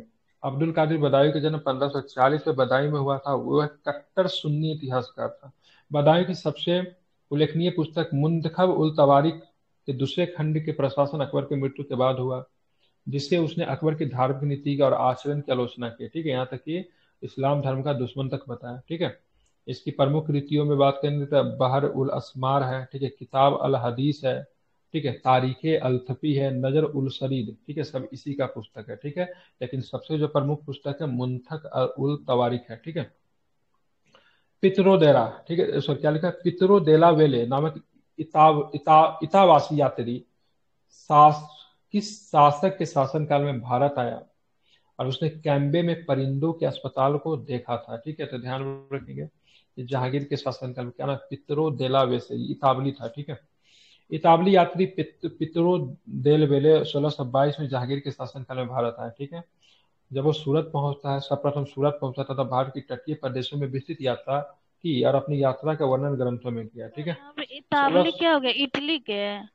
हाँ, इतावली यात्री इटली को कहते हैं, बिल्कुल ठीक है। 1623-24 में कैम्बे की यात्रा की, जिसके दौरान उसने एक परिंदे का अस्पताल देखा जहां बीमार पक्षियों के साथ अनाथ एवं नवजात चूहों का भी इलाज होता था, ठीक है।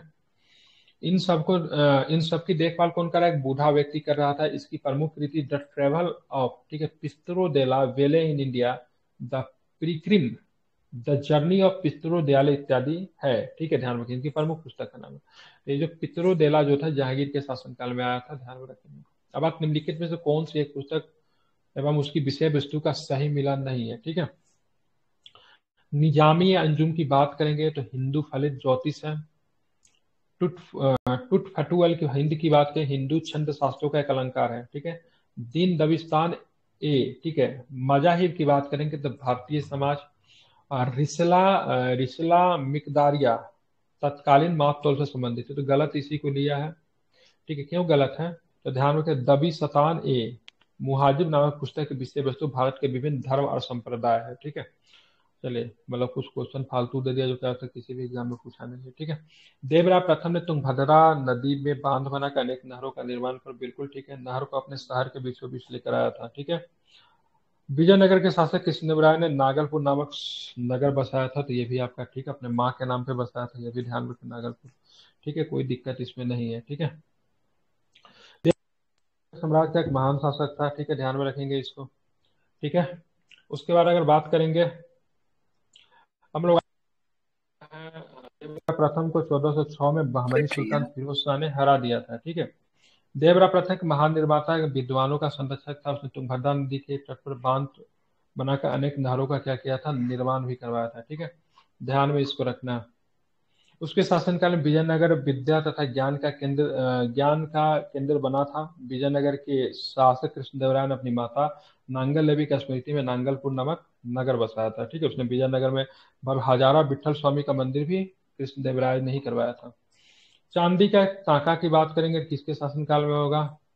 इल्तुतमिश। दीवान अमीर को ही किसने बनाया था? मोहम्मद बिन वही तुगलक। बनाओ ठीक हो है, चाहे दारुल मोहम्मद शिफा की बात करेंगे तो फिरोज तुगलक। और रोज शहनाई मंडी तुगलक हो किसका जाएगा। था? तो अलाउद्दीन खिलजी। खिलजी का था। ठीक है, टाका जो था, ध्यान रखिए, इल्तुतमिश हो जाए। दीवार अमीर कोही की बात करेंगे, कृषि विभाग था। दारुल सफा ये तक खैराती अस्पताल था। और शहनाई मंडी की बात करेंगे, अलाउद्दीन खिलजी से संबंधित है, बाजार नियंत्रण प्रणाली से संबंधित है। निकोले कुंटी के शासनकाल में देवराय प्रथम आया था। इब्न बतूता, मोहम्मद बिन तुगलक है। अब्दुल रज्जाक की बात करेंगे, ध्यान, ये भी फारस से था, तो देवराय द्वितीय के शासनकाल में। निकोलसन डाउनटन की बात करेंगे, ये आपको जहांगीर के शासनकाल में। जहांगीर के शासनकाल में एक्चुअली बहुत अधिक विदेशी आते हैं। ठीक है, अब्दुल रज्जाक देवराय द्वितीय, इब्न बतूता एमबीटी। ठीक है, और निकोली कांटी देवराय प्रथम। ठीक है, सुहा भट्ट ने सुल्तान पर इतना दबाव बनाया कि इसकी सलाह के सुल्तान ने सभी ब्राह्मणों को शिक्षित हिंदुओं का आदेश दिया कि उन्हें मुसलमान बन जाना चाहिए। ठीक है, ध्यान रखिएगा, उन्हें इस्लाम नहीं कबूल करना चाहते उन देश छोड़ कर चला जाइए थे। ठीक है, तो ध्यान, कश्मीर का शासक जो था सिकंदर था, जो कि अपने आप को बुशरिगन कहता था। ठीक है, बहुत ही धर्मार्थ शासक था, बहुत ही घटिया और बेहुदा टाइप का शासक था। उसने हिंदुओं पर अत्याचार किए, मूर्तियां तोड़ी, इसलिए इसको बुशरिगन के नाम से भी जाना जाता है। ठीक है, ध्यान रखिए। ठीक है, और इसका मंत्री ही जो सबसे ज्यादा भ्रष्ट था, इसका मंत्री जो था ब्राह्मण था। ठीक है, ये गधा को तो ब्राह्मण के नाम पे कलंक था, इसका नाम था सुहा भट्ट। ये सारा सजेशन कौन दिया था? तो मतलब यहाँ पे हिंदुओं के ऊपर दबाव बनाओ तो इस्लाम स्वीकार करे, नहीं तो मतलब क्या हो, देश छोड़कर चला जाए, कश्मीर छोड़कर चला जाए। तो सिकंदर का जो मंत्री जो था सुहा भट्ट, सॉरी ब्राह्मण था, मंत्री था, उसी ने ये मतलब एडवाइस दिए थे। ठीक है, ध्यान में रखेंगे। और ये ब्राह्मण होते हुए भी इसने इस्लाम धर्म को स्वीकार कर लिया था। ठीक है, और किधर है भाई? इधर है, बीच में मिसिंग है क्या? डिजिट मिसिंग 16 17 मिसिंग तो नहीं थी, इसका क्वेश्चन कहाँ है? 8 सीधे दे दिए। यहाँ पे समाप्त हुआ है। ठीक है, इसका ये सोल्यूशन दिए हुए कहाँ है? नहीं है, सॉरी, यहाँ जो कि मिसिंग में नहीं है, 16 पेज है। पेज का मतलब यहाँ पे 17, मतलब मिसिंग भी नहीं है, लेकिन यहाँ पे क्वेश्चन गायब है, क्योंकि यहाँ पे सोल्यूशन तो फिर दिया हुआ उसी है। का एक्सप्लेनेशन दिया हुआ है ना। उसी उसी का एक्सप्लेनेशन कैसे दे सकता है? बंगाल से कनेक्ट कर रहा है। ठीक है, उसके बाद ये नहीं देख रहा है ये कश्मीर का है, कहाँ से कनेक्ट हो जाएगा ये? 1740 के आसपास थोड़ी नहीं आ सकता। 1740 में गिरिया का युद्ध हुआ था, जिसमें सूबेदार अलवर्दी खान के विद्रोह करके सरफराज खान को गिरिया के युद्ध के स्थान पे पराजित कर दिया था। ठीक है, तो यहाँ पे मुर्शिद कुली खान का वंशज जो था, ठीक है, ध्यान में, पहले बीच में क्या सुजाउद्दीन आता है, सरफराज खान आता है, उस सबको हराते हुए मुख्य सुजाउद्दीन का वंशज था सरफराज खान। गिरिया का युद्ध में कहा अलवर्दी खान क्या होता है, रूल करता है 1740 में। और 1757 तक क्या था, अलवर्दी खान था। 1757 में शासक कौन बनता है? सिराजदौला बनता है, जहाँ पे क्या होती है, बैटल ऑफ प्लासी होती है। ठीक है, इसका कुछ रहा होगा प्रश्न, ठीक है, जो कि यहाँ पे नहीं दिया हुआ है। ठीक है, अब आते कर्नाटक की बात करेंगे, तो नवाब था सदाउद्दौला था, ठीक तो है। रुहेलखंड के वीर दाऊद अली मोहम्मद, ठीक है। जाट की बात करेंगे तो गलत है ये। ठीक है, चूड़ामन बदन सिंह हो जाएंगे बंगाल में, मुर्शिद कुली खान हो जाएंगे। जाट शासक कौन थे? ध्यान रखेंगे। तो सूरजमल के समय अपने चरमोत्कर्ष पे था, लेकिन चूड़ामन बदन सिंह का नाम आपको ध्यान में रखेंगे। भरतपुर में क्या कहे, चूड़ामन बदन सिंह ने जाट राज्य की स्थापना ली थी, ठीक है। यही जाट शासक जो थे, अकबर के जो सिकंदरा में जो मकबरा जो था, उनको मतलब इन्होंने ने लूट लिया था, ठीक है, ध्यान में रखेंगे, ठीक है। उनके बाद बात है राजा सवाई जयसिंह की बात करेंगे तो 6 जगह पे, दिल्ली, जयपुर, उज्जैन, बनारसी एवं मथुरा में, ठीक है। कितना हुआ, 5 ही हुआ। सॉरी, दिल्ली था, जयपुर था, उज्जैन था, वाराणसी था, मथुरा में इन्होंने क्या किया था, ठीक है, ध्यान में। वेदशालाओं के भी, ठीक है। हाँ, इन्होंने किताब लिखी जीज ए मोहम्मद शाही, ठीक है, जहाँ पर मतलब वेदशाला का अध्ययन किस प्रकार से पढ़ेंगे, एस्ट्रोनॉमी से रिलेटेड वो पुस्तक थी, ठीक है। बंदा सिंह को सच्चा बादशाह कहा जाता था, ठीक है, ठीक है, ध्यान में रखना है। सिख धर्म को गुरु नानक ने चलाया था, सिख जाति को एक लड़ाकू जाति के रूप में हरगोविंद जी ने प्रवर्तित कर दिया था, ध्यान में रखेंगे, जो कि गुरु अर्जुन देव के पुत्र थे, ठीक है। सूरजमल को जाट जाति का प्लोटो, ठीक है, ध्यान में रखिए, प्लोटो कहते हैं। क्या बोलते हैं, अल्फातून क्या बोला जाता है यार, अफलातून। अफलातून, ठीक है, ये भी कहा जाता है, ये भी ध्यान में रखेंगे। और सूरजमल के साथ जाट जो था चरमोत्कर्ष पे था, ये भी आपको ध्यान में रखना है, ठीक है। ये नादिर शाह का जब आक्रमण जो होता है 1739 में, तो उससे मतलब क्या होता है, लाभ उठाकर नए नए राज्य मतलब बनना शुरू कर देते हैं, ठीक है। तो डेढ़ सप्ताह खत्म हो गया, और मुझे लगता है सो ये आपका मेडिवल भी समाप्त हो गया, ठीक है। 18-19 जो बचा है उसमें आपको क्या होगा, तो आपको उसमें क्या होगा, तो ध्यान